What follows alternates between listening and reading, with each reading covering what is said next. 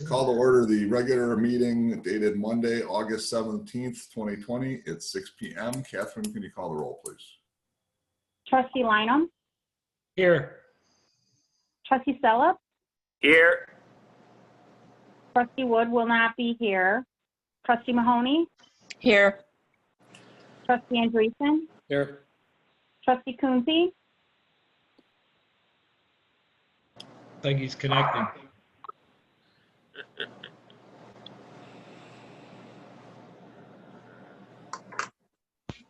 Trustee Coonsey.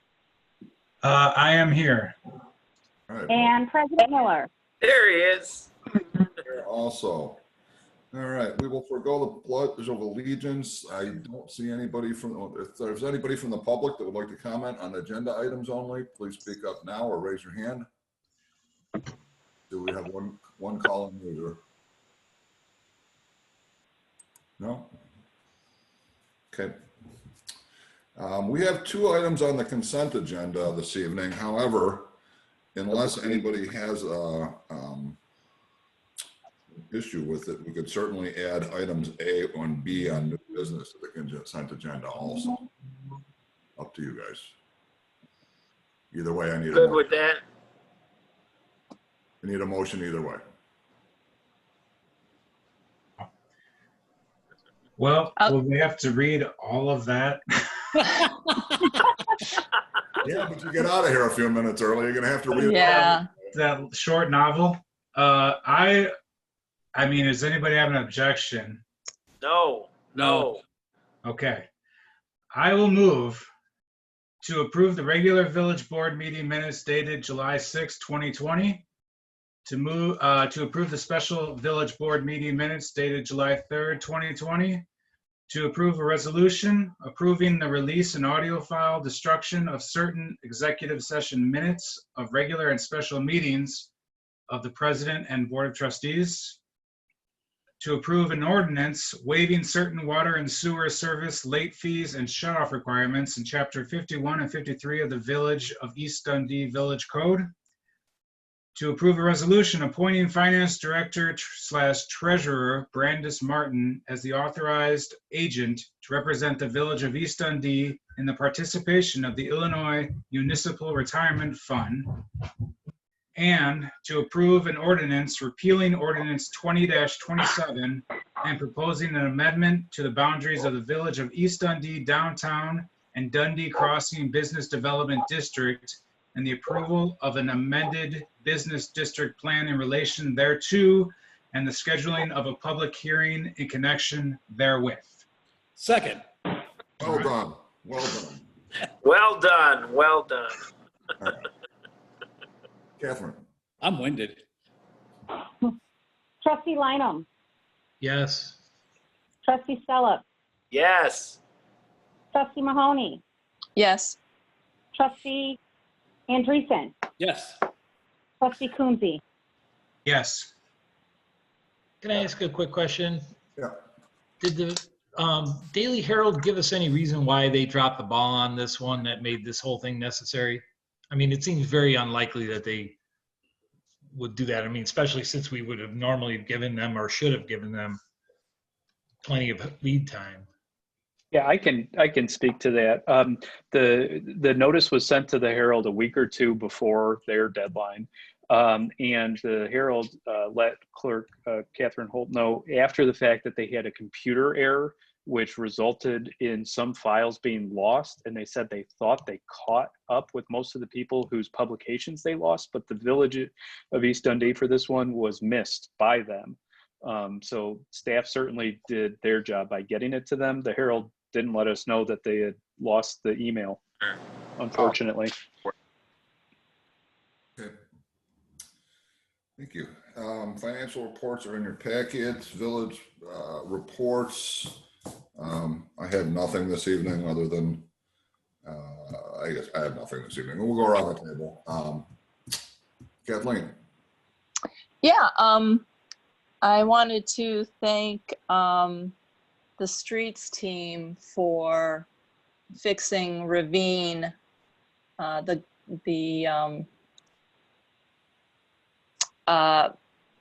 wash under when you guys were picking up the garbage. I was a little concerned about that, and so thank you very much for doing that, and also kind of redigging out the culvert and relining it with rocks, because that was part of the issue too.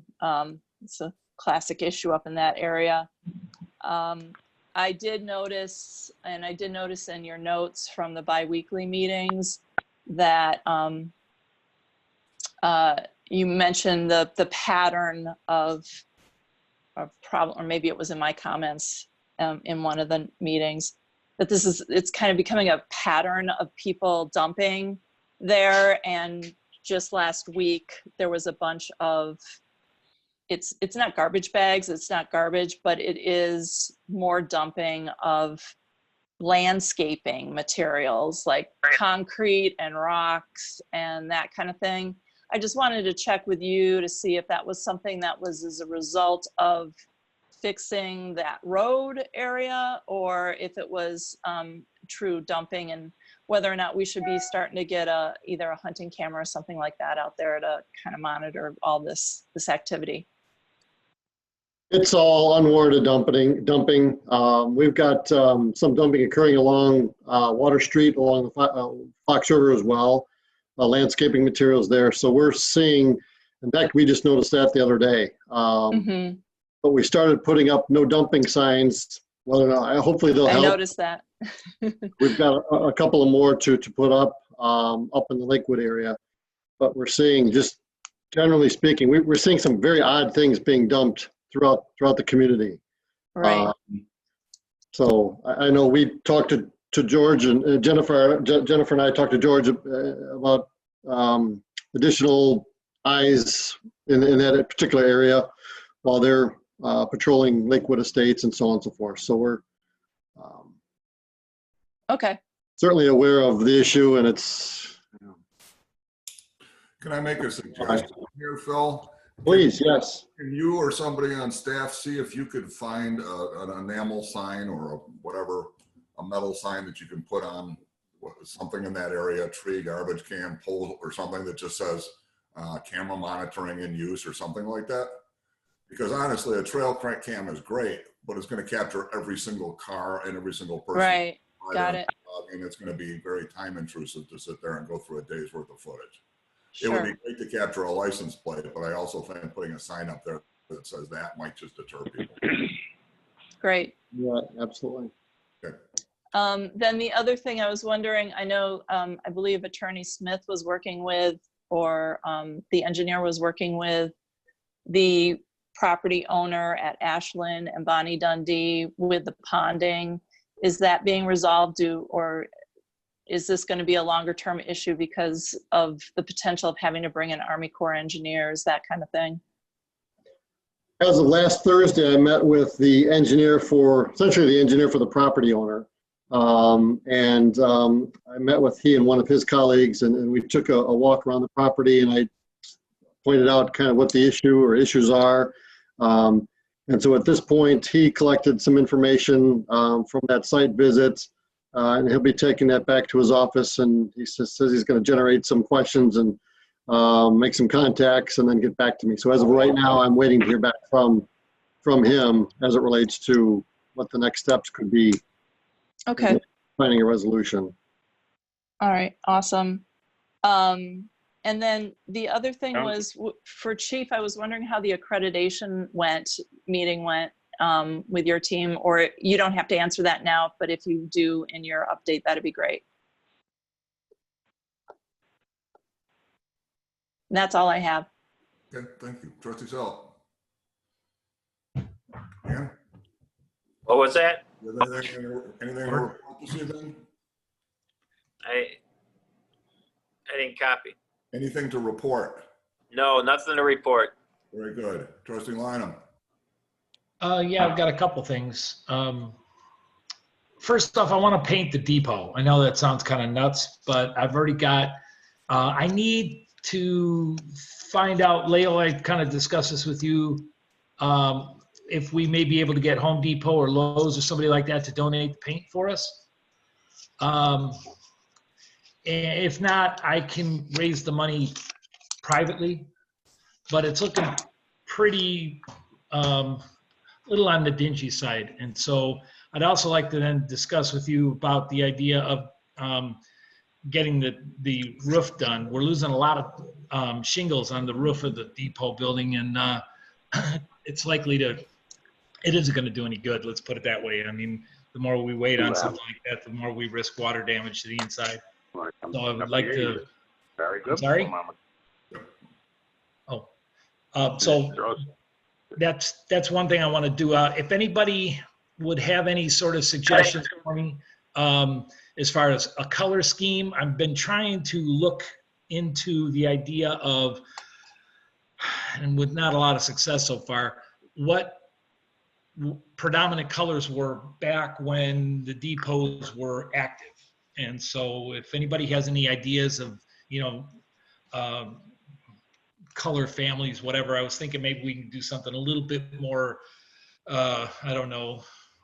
You're looking for historic. Well, something a little bit happier than a light gray and a dark gray, But In not all the pictures I've seen, it's black, white, and gray. Well, right. And I was thinking that 'Cause maybe, it's a black- well, we've got your building, Scott. We've got Diamond Gyms right next to it. We've got, the Anvil Club, and we've got some color in there, and it really looks great. And the depot's a great building, and so, but it's time for a paint. It's time for a paint job. So I'm gonna do that. as long as we can agree that yellow is too happy of a color. Well, it could be. Yeah, that's medicated happy. Yeah, it could be, yellow trim, whatever. But if anybody has any strong opinions in that, please let me know what you think. Hey, Jeff. Yeah. Jeff, what year was that original train station built? Oh, I can gosh. get you that information. The Yeah, well, historical color schemes. Yeah, I want to say 1880s, maybe 1890s. Leo, it would have been prior to that, maybe, or right around 1890. Let's say turn of the century would be safe. 1875. Well, 1875? Yeah, okay, 1875. Okay. But anywhere All right. around there from 1875 to 1920 would probably suffice. Okay, Yeah, I've got that. I know how to find that information out. okay, great. That'd be great. Also, Zeller has been doing a lot of pro bono work for us. They've just asked us if we'd like some work done with our new logo. And so we may be able to mock up something for us for free. If you want, we can ask them if you'd like. I'm sorry, who was it, Jennifer? Zeller, they've been doing, they drew our logo for free, and they've been doing like templates for Depot Life and memos and different things for us for free. Right. They just want to do that for us. So they may be able to mock up something for us with the color. Yeah, right. If you want, we can ask them. Yeah, that'd be wonderful. That'd be Okay. wonderful. Yeah, Brad, So, can I you mean- ask Zeller to do that for us and see if they'll do it? Okay. Just to follow up on what Jeff said, I mean, as I look at it right now at my window, the roof looks horrible. I mean, I could deal with the gray on gray action, but the roof just is looking rattier every time we get a breeze blowing through town. Well, Scott, it's actually worse on the River Street side from that view. So from your perspective, yeah, it's not great. On the other one, we have even more shingles that are missing on the other side. Okay, so let's agree that we need a new roof. Yeah, just, it's maybe not, critical right now, but it's going to become so soon. Yeah, another issue then, and I want to get that done this year, by the way. The other question I have, Phil, this would be for you, is every morning I'm downtown and I see your guys watering the flowers, those big hanging water baskets, and I can't help but wonder why we're not using either a tanked and pumped system on a truck rather than sending guys up a ladder with a water bucket every day. That seems to me to be, it takes a lot longer certainly, but if you we have a lot greater liability that someone's going to take a spill off a ladder than by doing it that way. So, but I understand we have that equipment, so I'm just wondering if we can start using it. Well, we This is our third year, as I recall, with the flowers in the baskets, and we've consulted with the nursery on a number of occasions, Platte Hills specifically, and they've offered some guidance on how we can best keep those flowers thriving throughout the summer season. And one of the things that they highly emphasized was that there'd be watered daily. And we had a tank and we had a sprayer and so on and so forth in previous years, but we discovered that the pressure that would come out and standing on the ground, it was disruptive to the soil and to the root system. So we felt that this year with just a simple watering can, I believe it's 1 gallon watering can per basket per day, we'll keep those looking as best as we can keep them looking. There may be a couple of moments extra per, we haven't evaluated. It's not a whole lot of extra time, but we feel like this is the best way to water these plants on a daily basis, 7 days a week, essentially this time of year, because of the dry conditions and so on and so forth. So. Well, actually, I've got 2 more then for you, Phil, really quickly. Sure. One of them maybe makes the last point moot, because have we actually ever discussed the idea of artificial flowers instead of the real ones? I mean, from a distance. Well, no. Just listen. I mean, I know, I get it, but from the distance of the sidewalk up to the height of the flowers, they have got some now on market that are very difficult to detect. And I would think that it would free up Phil's guys from not having to water. It would save us the risk of somebody taking a spill on a ladder and all the other. And of course, we would get more than 1 season's worth of use out of them. So from that perspective, it would be a money saver in the long run. So let's think about it. Then also, Phil, quickly, I need to talk to you about that sinkhole on Howard. I was talking to one of your guys, and I know that he was mentioning that there is I don't know if it's a workaround or if it's a solution to that issue that's right next to Rupnick's. And so I don't know if it's going to entail trenching or what, but I'd really like to bring that one to a close. And then Lael, the other point that I had for you and for anybody who's got some ideas on this is, like I say, every day I'm at coffee at the Uncommon Palate, and I'm seeing a lot of really close calls on river between Barrington and Railroad with people unloading the bicycles. Now, we've got to figure out a way. There is not enough room for 2 cars to go by and to have these people unloading their bikes. It's not quite as prevalent through the week as it is on the weekend, but man, someone's going to get clipped. It's going to happen. And I mean, people who are unloading their bikes just do not care. And I can't understand why they won't use that municipal lot by Duke's, but I don't want to start ticking necessarily, but we've got to come up with an idea of getting them to take it down the road a ways. It's a valid point. And you and I talked about this last week, I believe. Yeah. You know, one of the thoughts that I had was when we had first talked about redesigning the depot and its use. One of the things we talked about was it's kind of like almost done. Tool kiosk and an air pump, et cetera, that the bike users use, so that they can pull up if they had a flat tire, or I mean, not a flat tire, but if they had a tighten something, that this is basically a kiosk with a bunch of chains hanging on them. I mean, and my thought was, we don't want to put up a sign that says you can't park here. We can't really just tow cars for parking and driving their bikes. A lot of them do come back and, you know, stop at the businesses. Otherwise, I'll walk. An amenity, in other words, an inducement to voluntarily park down there where they would have access to something, instead of, you know, more of a carrot than a stick type of thing. So Yeah. I think what I'd like to see is, you know, perhaps this is something where we have assign this to a general committee or something. You guys can bat this around and see if you've got some ideas. The other thing I would suggest is spend some time. I find this valuable. Spend some time looking around at other communities and see, because I guarantee you somebody's already solved this before.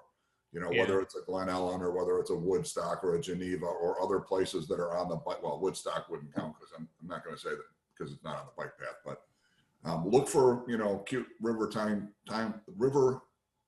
towns on the bike path, and I bet you're going to find somebody that's figured out how to do this.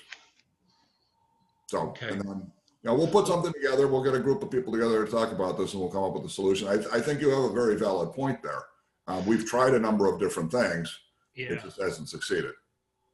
Well, I've seen a couple of really close calls, and I'm thinking to myself, you know, it's only a matter of time. It's a really tight stretch between Railroad and Barrington, and that seems to be the popular loading and unloading spot for bikers.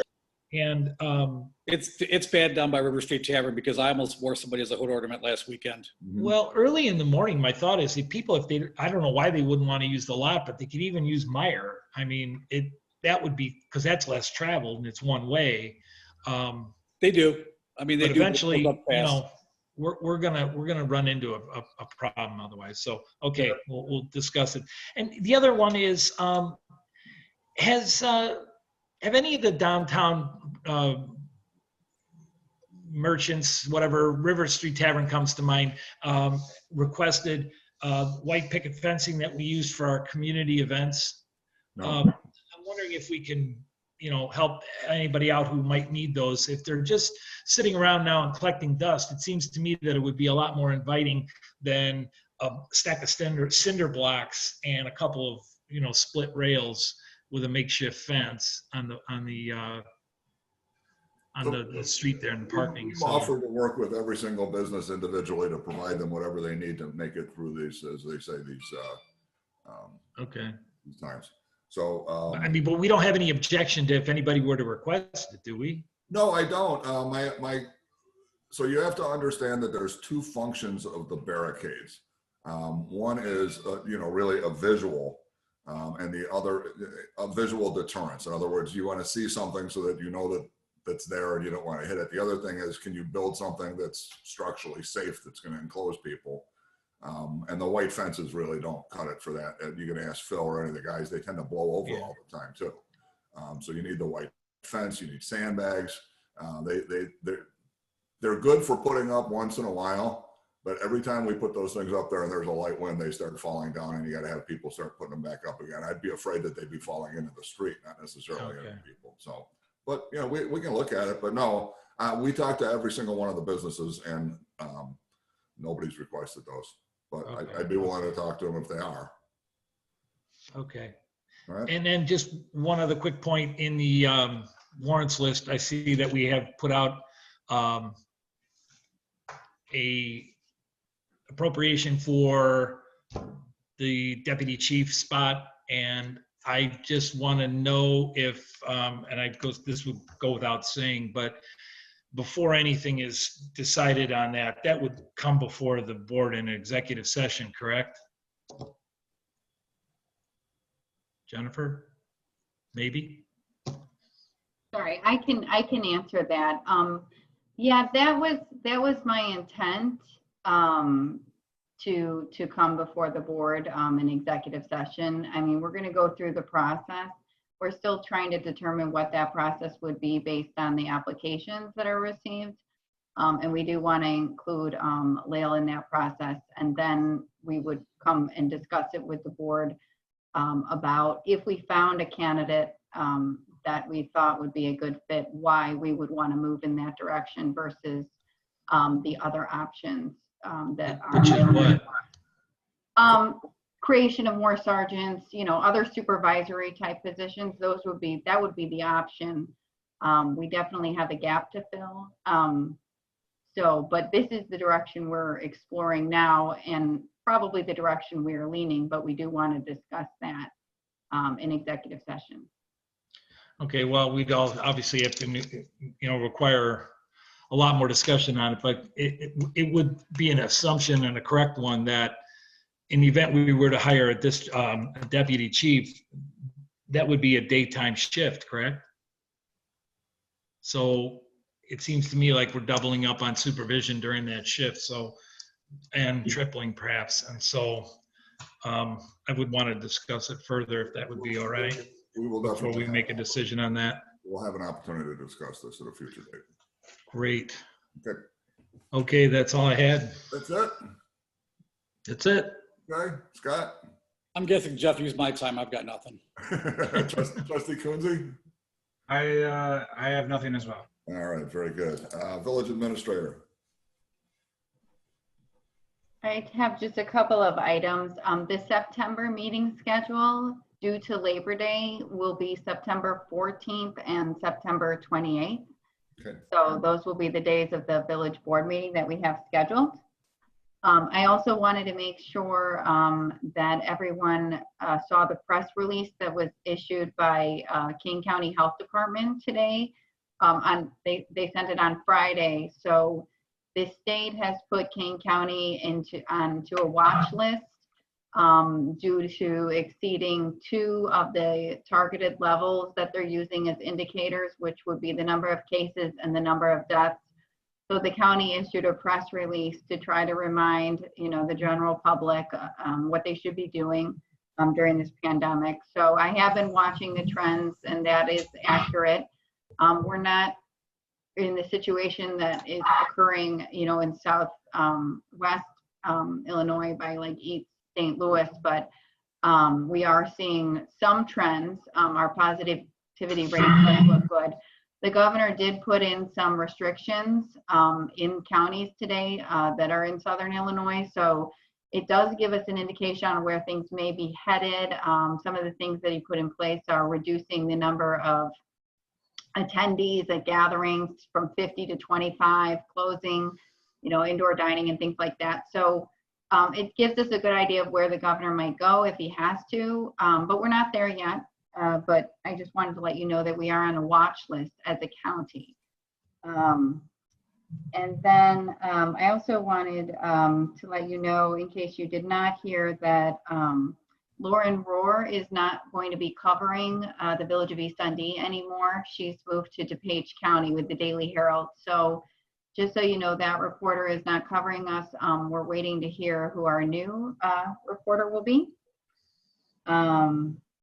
Lastly, I just wanted to touch on the bike issue.